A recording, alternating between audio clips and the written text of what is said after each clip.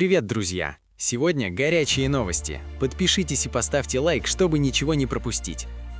Новый год начинается с войны? Венесуэла в огне. Прогремела серия ударов, нанесенные США.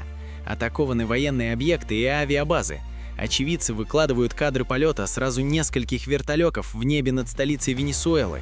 В южной части Каракаса пропал свет. Наземные силы США высадились в Каракасе.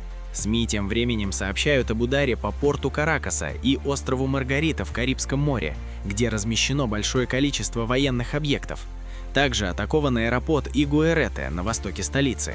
Мадуро подписал указ о введении чрезвычайного положения и призвал к мобилизации. Дом министра обороны Венесуэлы попал под бомбардировку. Информации о судьбе чиновника пока нет. Всего несколько часов назад Мадуро встречался в Каракасе со спецпосланником Си Цзиньпина. Успела ли китайская делегация покинуть Венесуэлу, неизвестно. Не исключено, что сейчас китайцы наблюдают за происходящим в первом ряду. Трамп заявил, что Мадуро и его жену захватили и вывезли из Венесуэлы. Соединенные Штаты Америки успешно провели крупномасштабный удар по Венесуэле и ее лидеру, президенту Николасу Мадуро, который вместе со своей женой был захвачен и эвакуирован из страны.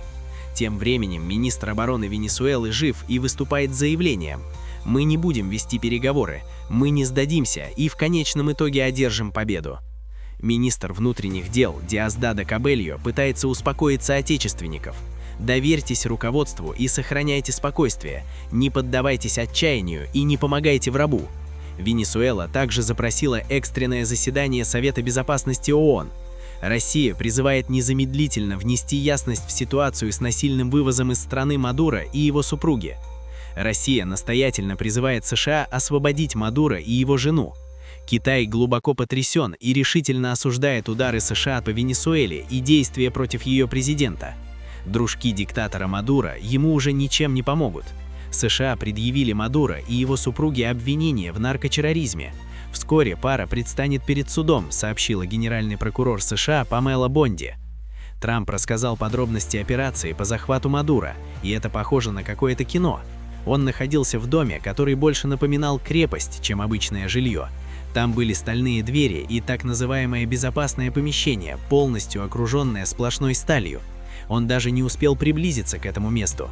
Он пытался туда попасть, но все произошло так быстро, что он не смог этого сделать. Мы были готовы, у нас были мощные газовые резаки и все необходимое, чтобы прорезать сталь, но это не понадобилось. Он так и не добрался до этой части дома. Мексика на очереди? Трамп совсем разошелся и заявил, что с ней нужно что-то делать. Клаудия Шейнбаум – хорошая женщина, но Мексикой управляют картели, сказал президент США. Итак, что Венесуэлу ждет дальше? По словам Трампа, США сейчас принимает решение о будущем этой страны. Он заявил: «Мы сейчас принимаем это решение. Мы не можем рисковать и позволить кому-то другому просто прийти и продолжить то, что он делал. Поэтому мы решаем это прямо сейчас и будем в этом активно участвовать». А тем временем венесуэльцы по всему миру празднуют падение режима Мадуро. Люди выходят на улицы США, Чили, Аргентины и, конечно же, самой Венесуэлы. Поздравляем венесуэльцев с освобождением от диктатуры. И в конце эксклюзивные кадры работы российской системы ПВО на защите Каракаса. И муха не пролетит. Трепещите, враги. Мы будем следить за ситуацией, а чтобы не пропустить следующий выпуск, подписывайтесь на мой канал и ставьте лайки.